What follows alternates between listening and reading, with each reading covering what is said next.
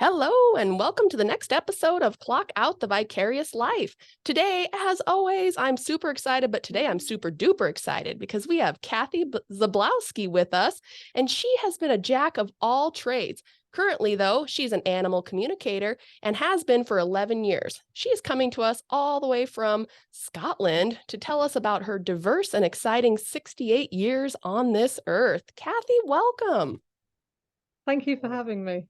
Oh, you know what? I get to sit and listen to your beautiful accent. So my pleasure.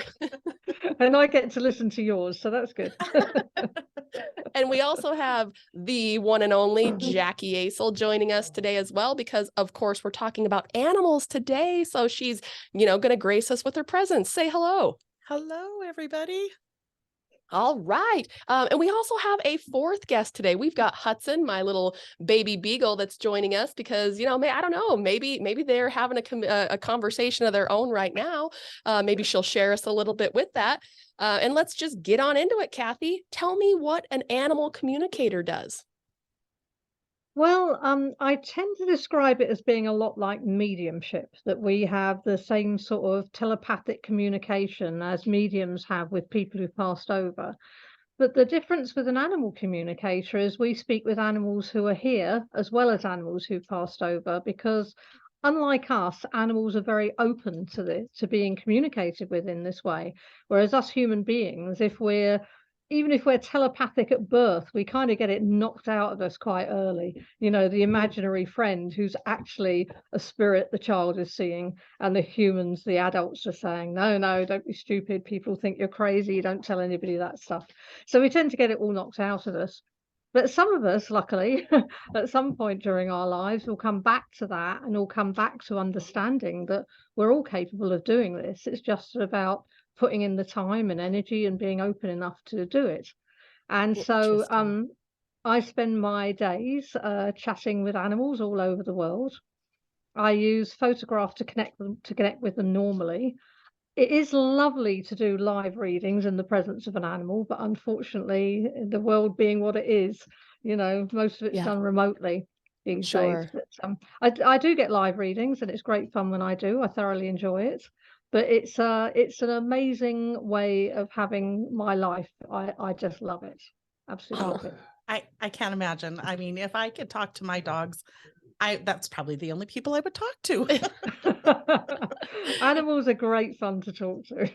Well, and hence, obviously this show is all about living vicariously through other people's lives. So here Jackie and I are living our dream right now through you. Teach us a little bit about or I should say, tell us a little bit about how this process came back to you. What do you attribute that to? Well, I've dipped in and out of psychic development for years and years and years and years. My mum was very psychic, but she was quite frightened of the whole thing. She could read palms, but she always said that when she read someone's palm, she had really bad luck afterwards. So she would only do it if she was drunk, which in my mum's case was about once every 5 years. So it was a rare my event. goodness. So yeah, she was very psychic, and she always wanted me to be open-minded about it, but she was always giving me dire warnings. And that didn't worry me. I was still interested and I wanted to know more, but I was like the least psychic person on the planet. I remember going to a haunted house with some friends, and they were all standing there in this spot in one of the bedrooms, putting their hands out and going, "Oh, can you feel that cold spot?" And I couldn't feel a thing, nothing. And for years, I'd go to psychic development groups, and at these groups, I don't know if you know anything about them, but they take you on guided meditations to meet your spirit guides or to meet your spirit animal. And at the end of these meditations, they'd go around the room and say, "Oh, did you meet your spirit animal?" And they'd say, "Yeah, I got a wolf." And "Did you meet yours?" "Yes, I had an eagle." And they get to me and I'd be like, "No." I What are you never guys met my talking spirit about? animal. I never met my spirit guides. Exactly. And then around about probably 1995, I had at the time about 8 Bernese mountain dogs. I used to breed them, work them, show them all kinds of stuff. And one of my girls kept arguing with one of my boys. And a friend of mine said, there's a lady in the local village who does animal communication. And I said, oh, fantastic. I've heard about that. Can I take him? And she said, oh, no, no. She won't tell anybody she does it because she's afraid people think she's nuts. Sure. And I'll just say she's a mad woman. And so I said, well, can you take him? And she said, yes. And she took my boy off to this woman and came back, and she answered the questions about, why she was very quite aggressive in some ways with my boy. And then she said, your dog said something really strange. He said, I didn't take the poison, but they still made me sick. Now, at that point, he was about probably 6 years old. And about 4 years earlier, I'd moved from a totally different area where he was born. He was born as a puppy. So nobody knew this story. When he was about 15, 16 weeks old, I'd sold his brother. I bred the litter. I'd sold his brother to a friend of mine, and she brought him over. Now, I had mice in my house, and I had hidden behind a heavy bin mouse poison, and none of my dogs ever went there. And her puppy ran into my living room with blue on his mouth. And as soon as I saw it, I knew he'd got in the mouse poison. And we didn't know if my boy Castor had as well. So we took both of them to the vet, and they were given something to make them sick. So Castor didn't eat the poison, but they still made him sick. And she could not have known this. Right. And it was such an odd thing. You couldn't say, well, that could happen to any dog. That couldn't happen to any dog. So I knew it was real. Wow. But I've always believed that in life, the teacher comes when you're ready. And it was many, many years before I was ready. Many years of psychic development work. Around 2000, I met somebody who taught me tarot cards. So I started doing that professionally about 5 years later. And then eventually I stumbled across an old friend I hadn't seen for about 20 years. And she was on Facebook. And a couple of weeks later, she put an advert on Facebook saying she was running an animal communication workshop. And I thought, oh my God, I have to go. And so I went. And when I came back, I told my partner, Mike, I know why everything in my life happened to me, good and bad. I understand it all. Everything that happened led to this moment in time when I found my soul's purpose. This is what I'm here for. This is why I came on the planet this time. Beautiful. And this is what I'm supposed to do. Oh my gosh, beautiful. That's I also believe that the teacher will come when you're ready, because there's so many things that you had mental barriers you had to break through with what others would think, what your mom warned you of. Makes total sense. So a couple questions on the animal communication. Is it something like, for example, Hudson's sitting on my lap right now. Could you tune into him and say something right here? Or do you need to have like a certain warm up, a certain ritual? Like, how does it work? I can tune in with him now if you want me to. That's fine. Oh my God. Yeah.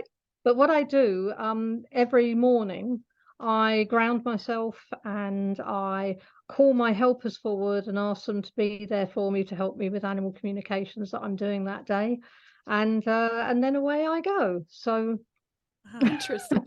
So can you ask him something that he could tell you that I wouldn't, that you don't know? I guess that would, something just. Hey, like, this is an interesting question. A lot of people ask this, and it's quite an interesting question because they don't always know the difference between what we see as very specific, but sometimes they do. But I will ask Hudson for you. Sure. But I have to introduce myself to him first. Oh yeah, we'll just be quiet and here. Ask him if he's happy to speak to me.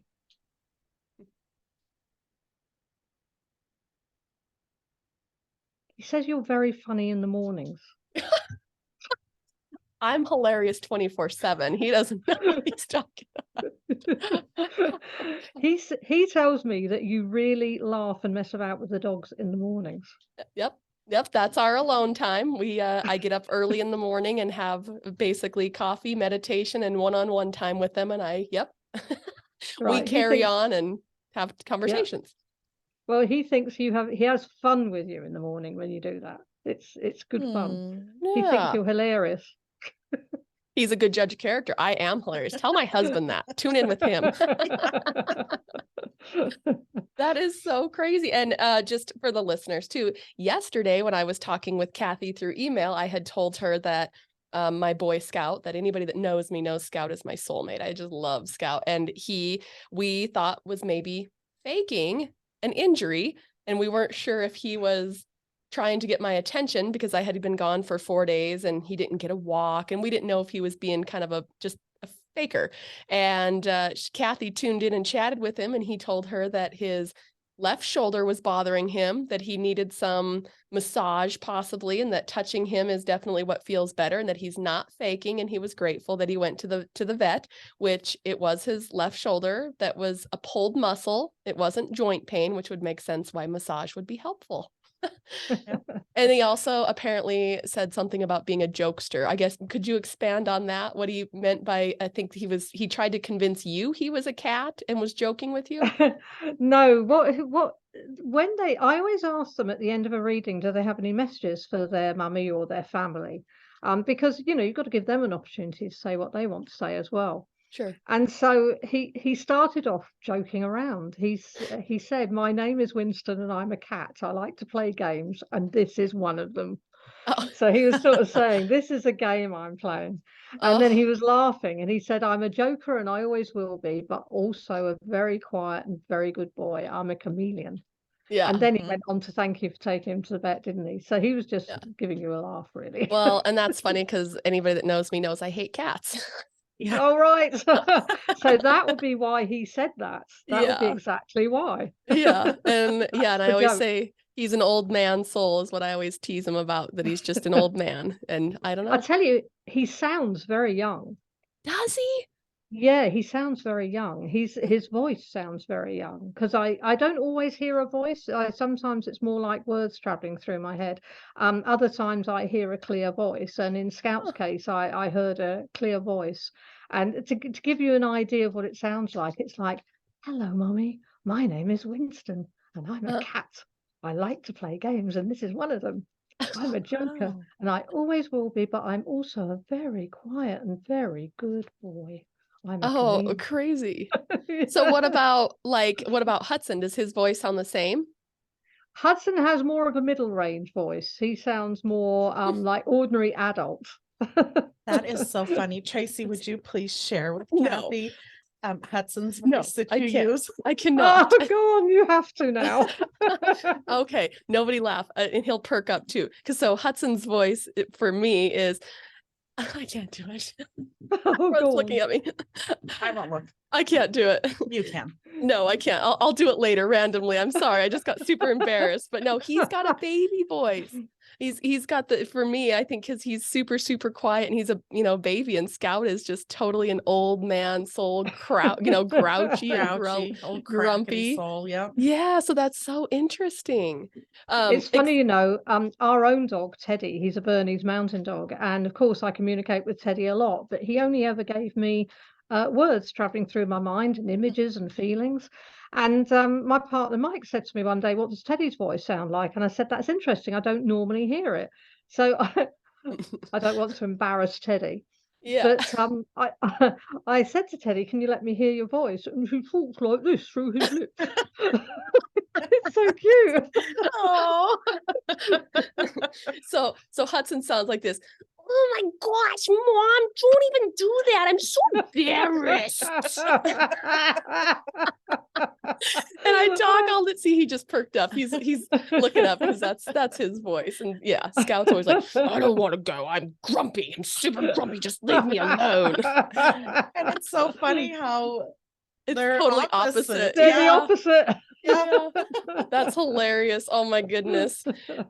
Okay, so then what else would you find? What do other people ask you? I guess, what are the common questions that you get when people are tuning into your services? Well, very often people want an animal communicator because there's a behavioral problem. That can be interesting because dogs in particular quite often lie about behavioral problems. Most animals don't lie, but if a dog's doing something, like if you've got a dog who's counter surfing and it keeps getting good food and treats and snacks by doing that, and then I come along as an animal communicator and say, "Well, what can we do to stop you doing it?" Are they going to say, "Oh, well, do this and I'll stop doing it"? No. They're going to make any excuse they can to avoid saying what could be done to stop them because they don't want to stop. Right. Sure. So behavioral issues are big one. Illness is another big one. A lot of people contact an animal communicator. It's very often, I don't know if you come across this if you belong to many animal groups on Facebook or anything like that, or other social media. It's becoming increasingly common these days that people spend thousands of dollars on tests, and at the end of it, the vets say, we don't know what's wrong. Yeah. Right. And quite often what people do is they'll involve an animal communicator because they can get the animal's view on what's going on. Because think about this, how does a vet know that your dog's getting headaches? No, They never. don't know. Mm-mm. You know, unless there's a symptom that's clearly to do with something, an animal can have symptoms the vet doesn't actually even know about, which could help to point to what's going on. And so illness is a big one. Another one is when they're close to the end of life. I get a lot of people contact me then, and I offer a free service for this because I know what this is like. That if someone just wants to know, is it time? What are they saying? I'm always willing to do that for people. Yeah. Sometimes people just want a reading. They just want to ask them if they're happy, you know, do you like your life? And a lovely question. The first time I heard this, I thought, what a lovely question. Is there anything that I do now that you would like me to change, or anything I don't do that you'd like me to do? Sure. And that's lovely because it gives an animal the opportunity to say, well, you know, when you groom me, you're always a bit rough when you do my tail. I know it tangles, but can you try and be, you know, it gives them those sort of options of being able to say to people, you know, this thing you do, I don't like to show it to you, but I don't really like it very much. Yeah. So that's a really lovely general question to find out more about how they feel about their life and what they would like it to be like. Yeah. Yeah. Well, geez, I'm surprised that Scout didn't mention me trying to learn how to pop anal glands yesterday at the vet, because that Oh no. because that was my I bet he question was there. I was like, I can do this. I can do this myself. And it took one look. He side-eyed and looked at me and was like, big eyes. When I had the rubber gloves on, I'm like, nope, never mind. I am not the guy. I will bring Scout to the vet every 6 weeks for this because it's not me. There are some things we never want them to expect us to do. Exactly. And We that's one. don't want them to look at us and go, you do that. No. I would never get him to come sit on my lap again because he'd think that's what was coming. And as for the rubber gloves, yeah. no, gone.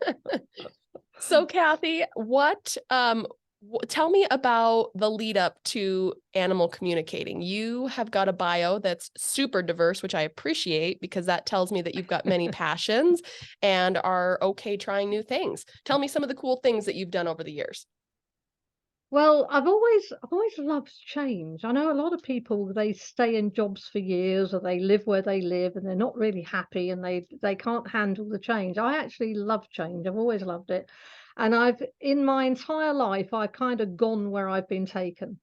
So when I was a kid, I decided to leave school and I didn't have any qualifications, but I decided to leave school. Most terrifying moment of my life, I have to say, facing my mum and saying, I've decided to leave school. And she went, no, you're not.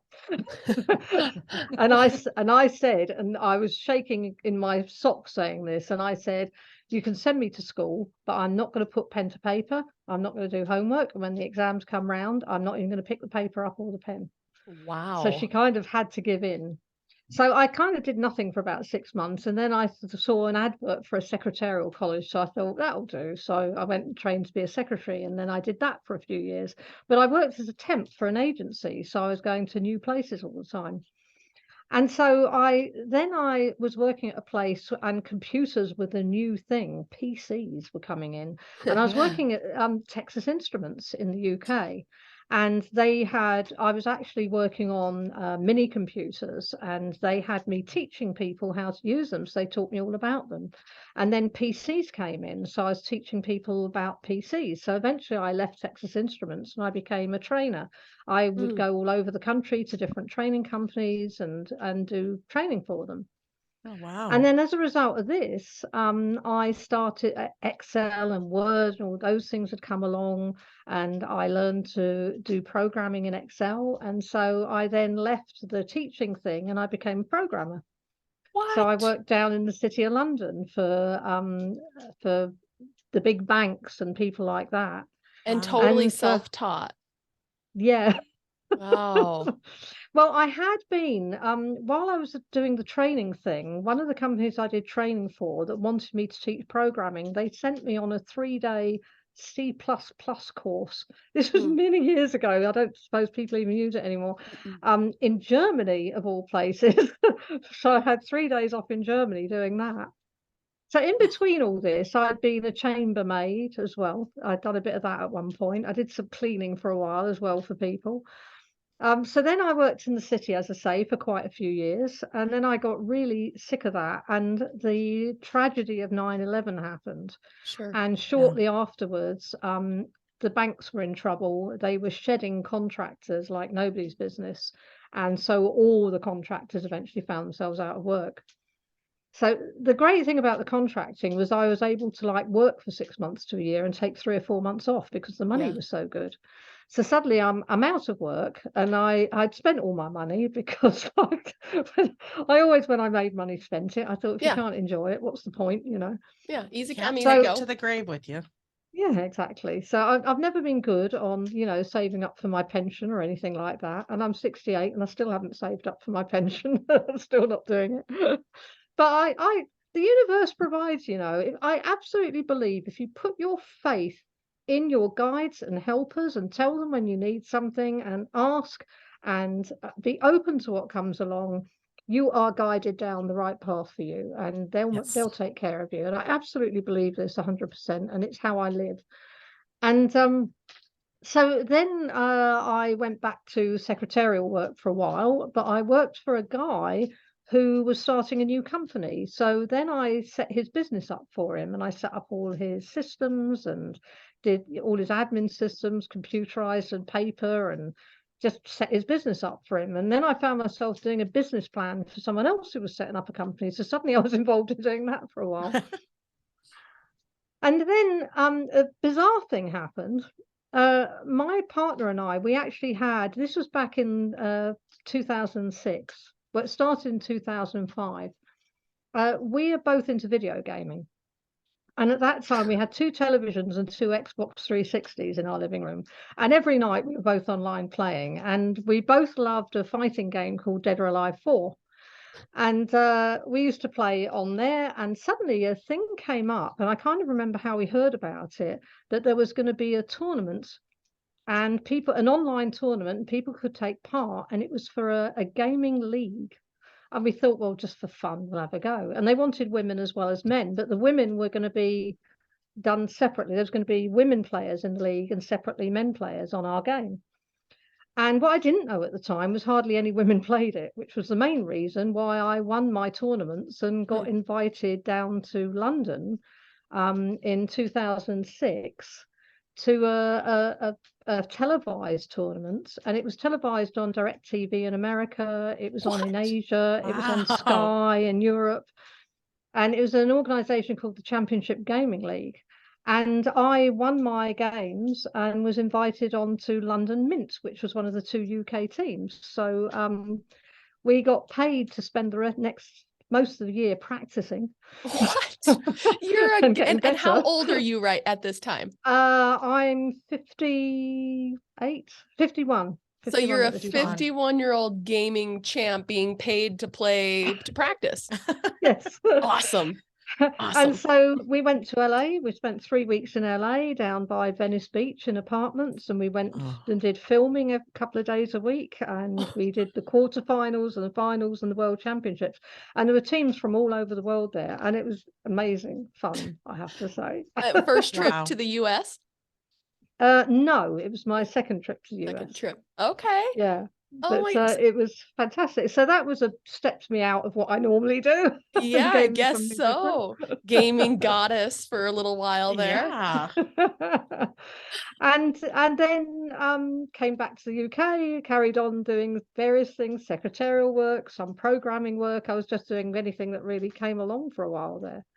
And then the tarot card reading, I learned that, and I was getting more into the psychic development. On that note, on the tarot card, so how you were getting into that? How are you learning about that? I'm asking because this one next to me is wildly interested in all of that stuff. And so, you know, I know we've talked to people in the past, and they've said you've just got to develop it. And my brain says, tell me exactly how to develop it. Don't just tell me, you just have to get into it. I So have how a do you bit do of it? I have a bit of a different take on it. I mean, what happened with me was I took my mum to a 1 week healing summit down near Glastonbury in England. And it was, they had speakers from all over the world talking about different forms of healing and different psychic stuff and all sorts. And they had people selling stuff and events, and it was a really interesting week.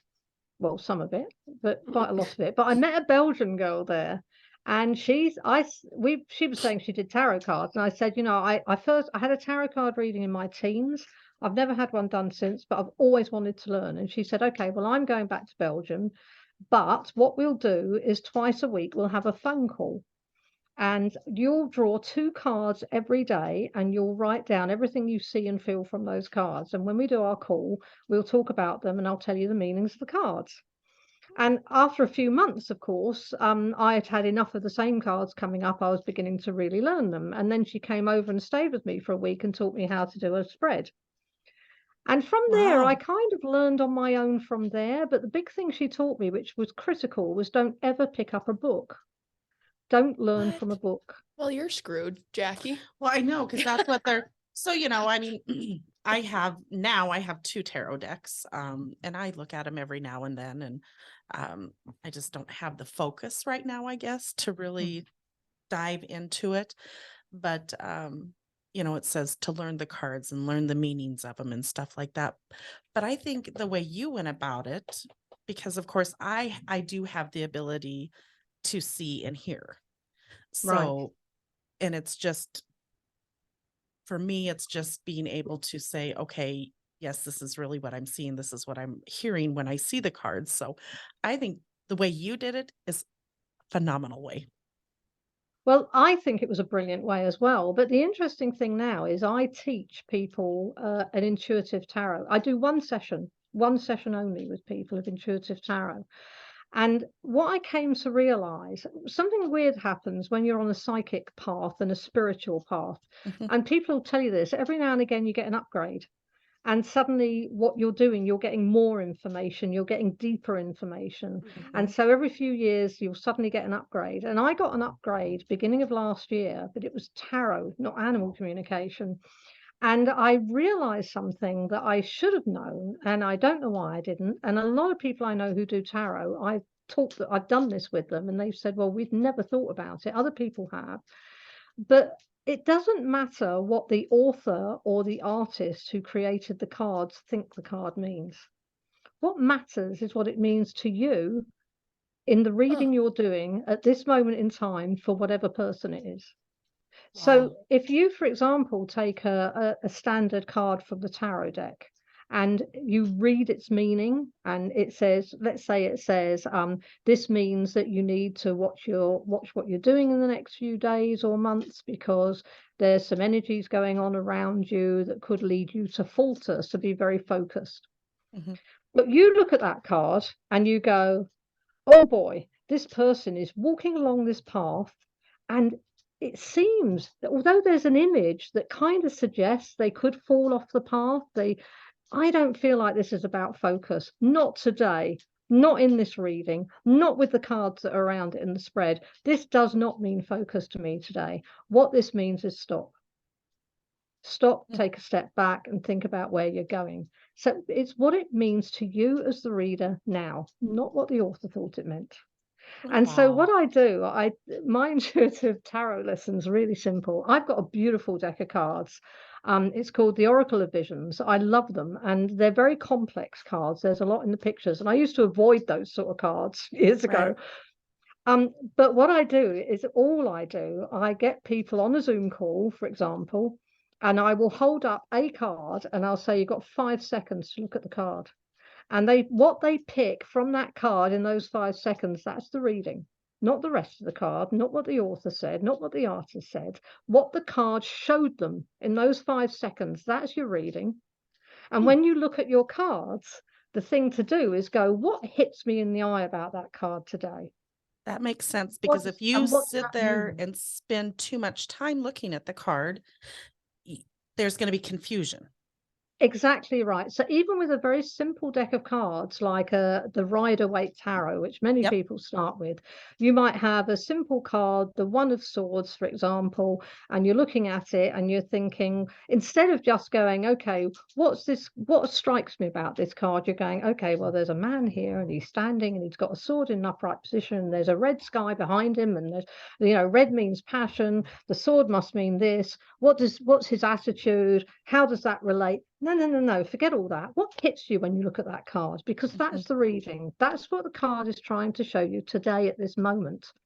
So Very stop interesting. worrying about all of it and stop worrying about what it means. And what does it mean to you? Because the card will show you what it means to you. And that's what you tell somebody.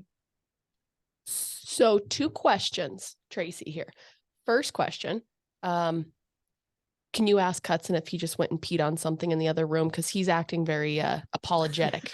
He says no. Okay. You'll have to tell me whether it's true later. Whether he's telling the Okay. truth. I'm going to go But check. he says no. Okay. Well, he would lie about bad behavior. We talked about it. No, I usually know when they're lying. I think he's being truthful. Oh, good. Okay. Second question. What is some guidance on selecting your tarot card deck? I've wanted to buy one for a long time and I haven't. We're going on about 5 years. I was told that you have to have them gifted to you, and then I debunked that myth, and now I know I can buy them for myself, but I haven't yet. Well, what they say is you should be loaned your first tarot deck. So someone should give you a tarot deck to use.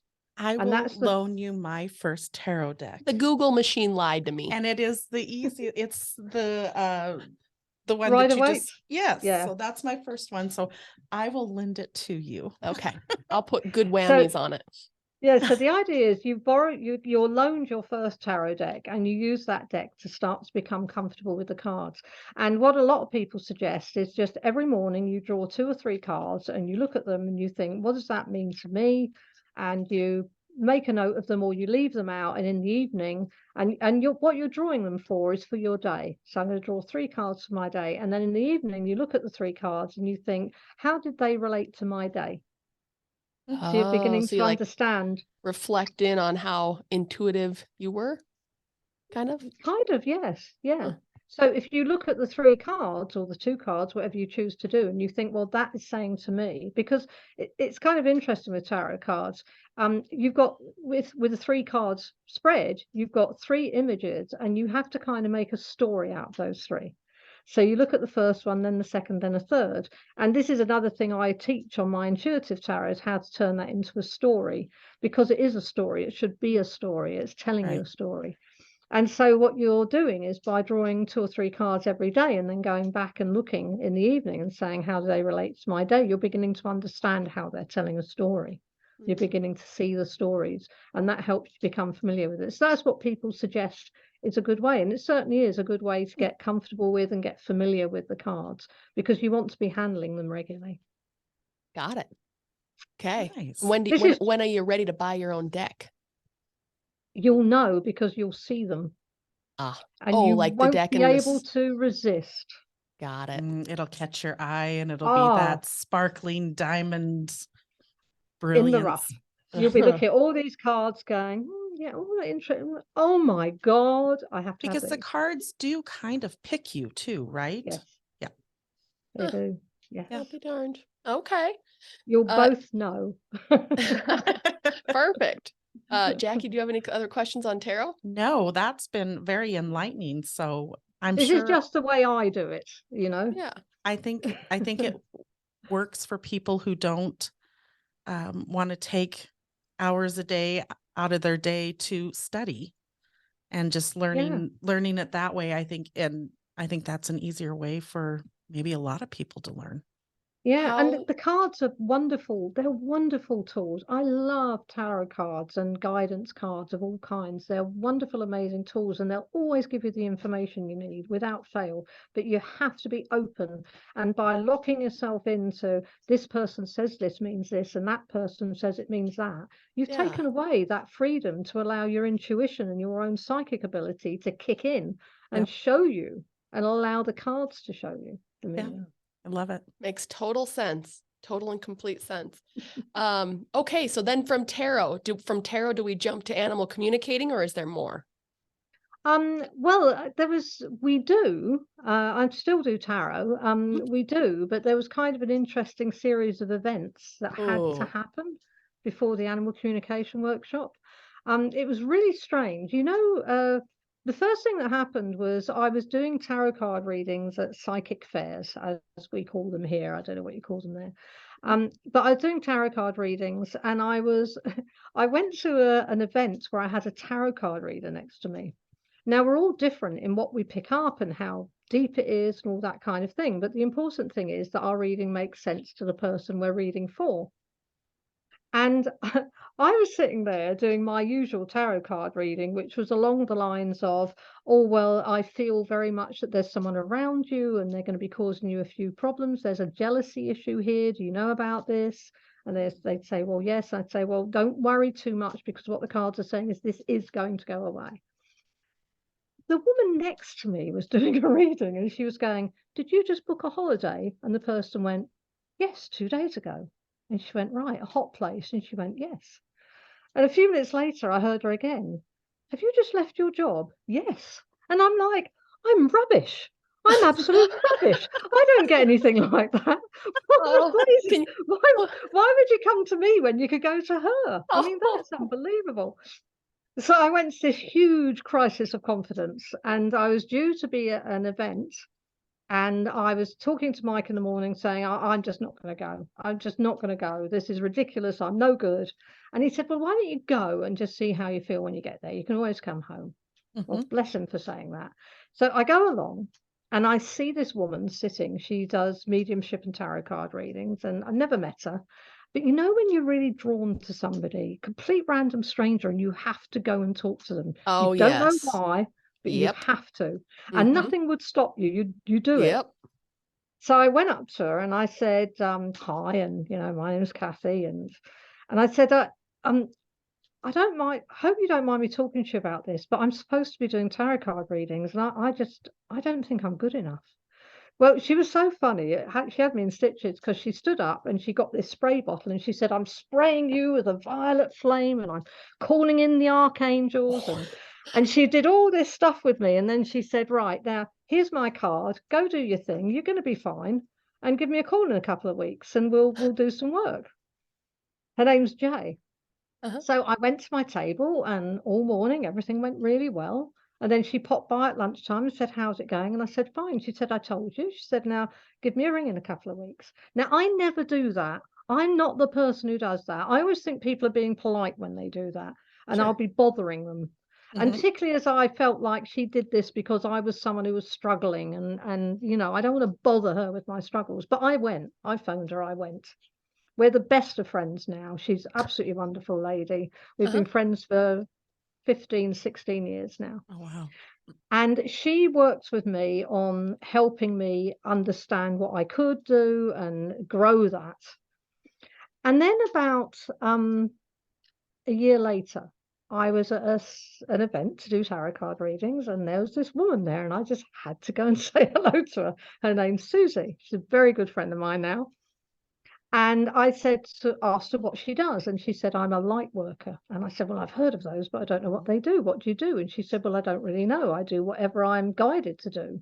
Oh. So I booked an appointment with her a week or so later, and I went along. And she did her thing on me, whatever it was. She connected with me with my higher self in spirit, which was amazing. And she changed something in me. I couldn't explain. I knew something inside me had changed. I knew it. And what she'd done is she'd removed a block I had, because, I said I was like psychically quite dead, like never felt hot spots or anything like that. All of a sudden, I became much more aware of the energy around me. I became more aware of the energy people were giving off and things. It was just, there was more of everything. And in fact, I found that situations where other people would go, I can't cope with the stress, and it never bothered me. Suddenly I'd be going, I understand it, because I can feel it now, and I couldn't feel it before. And so she changed something that needed to be changed in me. And then a few months later, I went to a psychic day run by a medium lady I knew. And she did a meditation to meet your spirit animal. Oh, And during that meditation, my bear walked up to me and told me her name was Shiloh, and suddenly I had a spirit animal. All there these she is. years of these meditations, I never met anybody, and suddenly there she was. And then it was a few months after that that I heard came across the old friend and went on the animal communication workshop. And I knew that those things, I had to meet Jay and get over the confidence thing. I had to Right. meet Susie to remove that block. I had to meet my bear because she's always there when I'm doing animal communication to help me. Those Wow. things had to happen, or I would never have, I'd have gone on that animal communication workshop probably, but I wouldn't have come away Sure. feeling the way I did because I wouldn't have been ready for it. So the universe, you see, always puts things where they need to be. Yep. It's about whether you're willing to be open to it and Absolutely. notice it and go with it. Yeah. Oh, Yeah. and And something Susie told me, which changed my life, I have to say. Susie said to me, in life, if you're going forward with something, it was something along these lines. If you're doing something in life and you keep getting obstacles in the way, and it's like things are being thrown up that you can't overcome, or it just feels awkward, it doesn't feel right, then you're probably on the wrong path. But sure. if you're going through learning whatever you're doing whatever you're doing, and while you're doing it, you're finding that things flow for you, they just flow forward, then you're probably on the right path and towards your soul's purpose. And from that time, I have always gone with what feels right to me. And if it doesn't feel right, I don't do it. And if it feels right, I continue along that path. Yeah, absolutely. That's and I feel like that's an intuition that you're so fortunate to be able to understand. I myself have discovered that through meditation over the last 6 months, just really tuning into to recognizing and following that guidance. And I've made major life changes as a result of it, and I've never been happier. So yeah, Yes. but I'm interested. You said that, oh gosh, what was the word that you said about level? Was it leveling up or up leveling? Yes. Leveling Yeah. up. And that's and that's one of those things I can look back on my life and identify those times in my life where I leveled up and was super open and able to like receive guidance per se from the universe. And then other times where you're just kind of an autopilot and then you kind of wake up again and then you're open and I have these huge growth periods too. So similar, is that kind of similar? Yes, yeah, it is. It absolutely is. And it is about being open to these things. I think we, Hmm.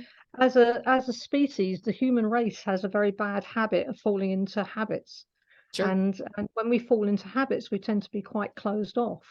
And Sure. we do it in all sorts of areas of our life. We all do. I mean, nobody's immune from that. But if you can find a way to have an awareness of where you're being led and Hmm. where you could go if you Sure. were open to it and willing to try, I Yeah. think we'd have a lot more happy people, and people wouldn't be stuck in jobs they hate and living in Yep. places they hate, because when they realize they're not happy, they do something. They'd actually say, well, if I'm not happy living here, I'm going to move. Right. And I Yeah. may not be in a position to move this year, but I'm Yeah. going to be working towards being in a position to move next year or the year after. But we Yeah. have a tendency to get ourselves stuck in a rut, don't we? And Yes. that doesn't lead to growth. So Right. Yeah, and they say that if you're living your dharma, your purpose, that there's joy, there's naturally joy in it. And you yeah. clearly have the joy going on with what you're doing. And so you've identified animal communication as your purpose. Yes. Why do you feel that above tarot, above all these other things, why do you identify that specifically as your purpose? I think the clearest way I can say on a practical, non-spiritual level Mhm. is that I've never stuck to anything for long in my life. Mhm. Yeah, But this I can't see myself ever stopping. I mean, I don't ever intend to retire. I don't see why I would. right. You know, I get joy from doing what I do, so why would I stop doing it ever? Yeah. Yeah, Um, there's the joy. Yeah. yeah, and there's that side, you know, I love what I do. Don't get me wrong, it can be tough at times, you know, Sure. sometimes I'm working with animals who've been through really severe trauma and trying to help them overcome it. And I cry. I cry quite regularly doing this job, or, you know, working with an animal who's very close to passing over or has just passed over recently. And then I'm also, of course, involved in the emotions of the family as well. So it can be, it's not always an easy job, but it's an incredibly, incredibly rewarding and very often funny and joyful thing. And your boy Scout gave me a laugh earlier today when I spoke with him. Winston the cat. He's a doozy. So we'll wrap this up shortly here because I know that I want to respect your time. So how long or what does a normal session? Okay, for example, we've done this for experimental, but I'm gonna schedule a time to talk with you about my boy Bruno because he's just a whole nother character, right? So that's going to be an intense one. I'm just going to say that now. When you said the counter surfing, I'm like, is she tuned into him right now? Yeah. I call him Swiper, you know, the cartoon, the little show Dora the Explorer. He's Swiper, the little weasel, you know, he's in there and he's stealing everything and he's just a goofy. He's just the quirkiest, goofiest dog. So anyway, what does that session look like? Like, how long is it? How does it typically function? And then what does it cost in case any of our listeners want to tune in?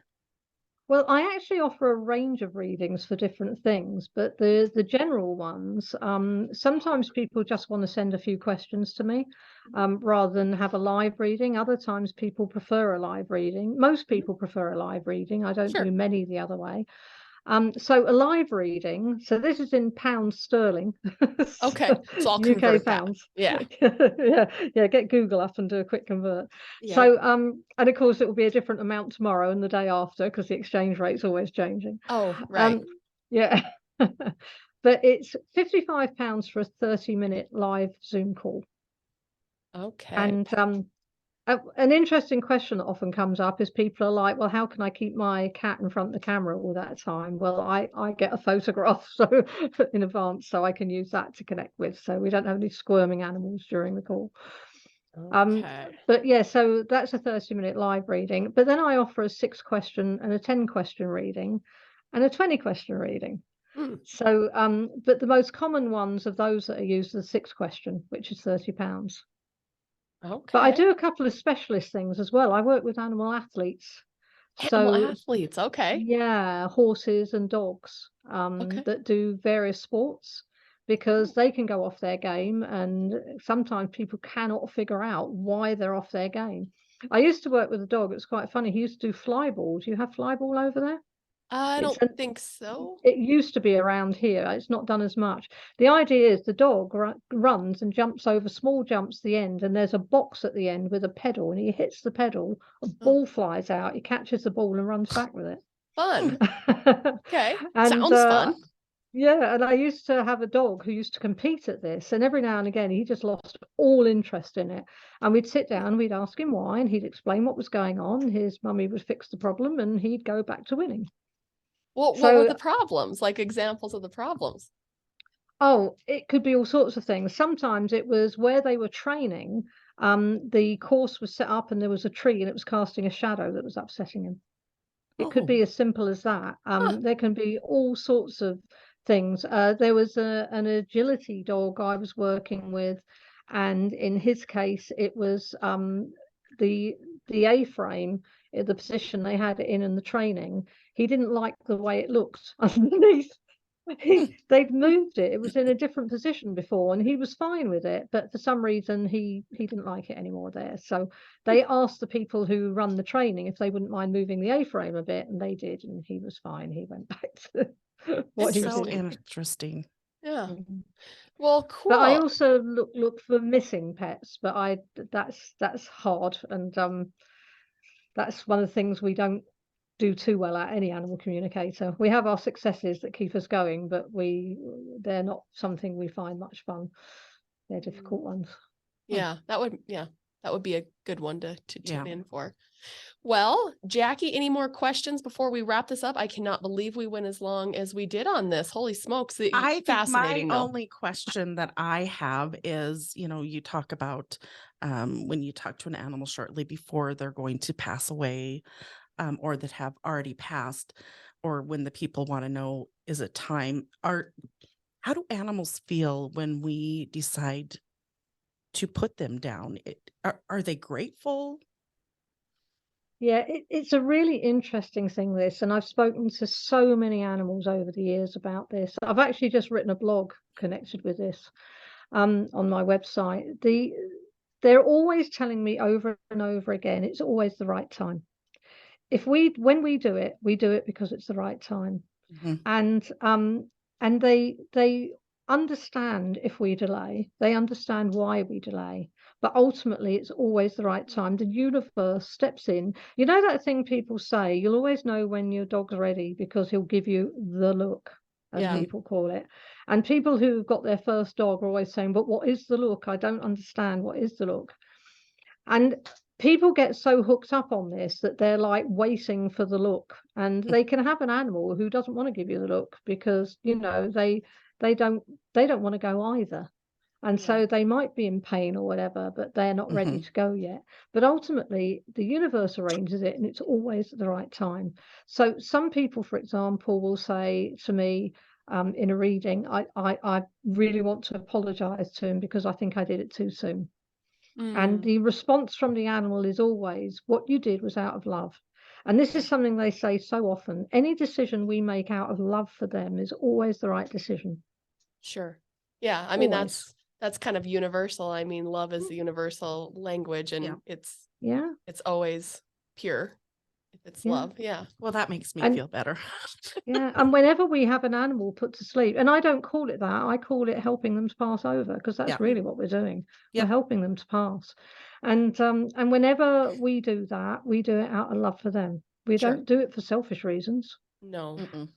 But then, of course, we make ourselves guilty because if the animal's been sick for a while, we then load ourselves with guilt because we get a sense of relief that they've gone, because they're out of pain.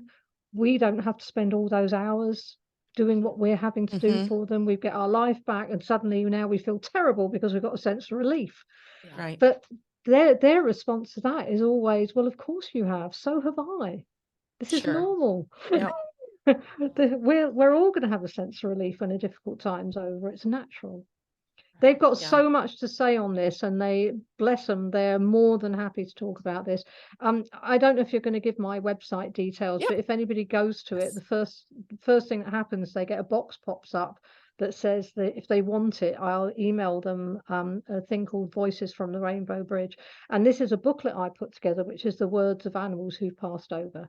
And they address grief and regret and what it's like at the moment of passing and what it's like on the other side and the jobs they do over there. Some of them do jobs over there. It's the whole other side thing is fascinating. It really is. They've taught me so much. I have absolutely no fear of going there. I know I'm going to have a fantastic time. Right. So what is your website? And we'll make sure we reference this in the show notes as well. It's ispeakwithanimals.com. Easy. ispeakwithanimals.com. Boy, I wonder if you had to pay out the butt for that domain, because that's a good one. No, nobody wanted it apparently. Wow. Okay, Kathy, last question for you before we say goodbye. Will you please say rubbish one more time? That was amazing. Rubbish. Oh, I love it. It's the small things that make Tracy happy. That's rubbish. I'm going to say it all day. I'm like, this is rubbish. You're rubbish. Don't step in that rubbish. This interview was not rubbish. I love everything, including rubbish. All right, Kathy. Well, thank you so very much for your time, your energy, and just all of this information. We'll make sure that we reference your website in our show notes. And I'm going to get in touch with you to do a reading with Bruno because he's special. And I'm sure maybe Jackie's interested in some intuitive tarot card readings as well. Definitely, yes. Yes. And that's so the by the way, the tarot card readings, is that part of the I Speak with Animals website, or is that separate? It's part of it. Everything I do is on that website. Yes. Perfect. One-stop shop. Okay, Kathy. Well, thank you so very much. We appreciate you, and we are clocking out.